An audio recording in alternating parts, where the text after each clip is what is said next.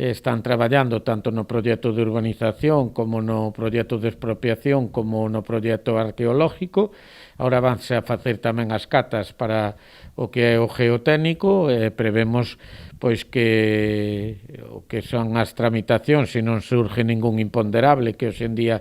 non está sobre a mesa, pois poda empezarse o que é a venta das parcelas a comenzos do verán e a finales do verán pois o que é a licitación das obras, non? E polo tanto estamos a falar de que pois esperamos que este mesmo ano este o polígono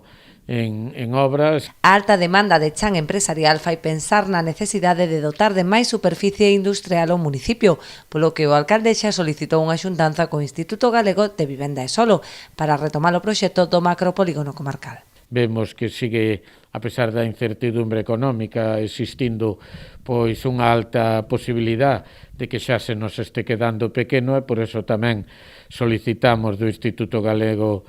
de Solo pois unha entrevista co seu titular para ver a posibilidade xa de ir facendo unha fase daquelo que no seu momento se denominou macropolígono na parte que estaría incluída dentro do Concello de Ribeira.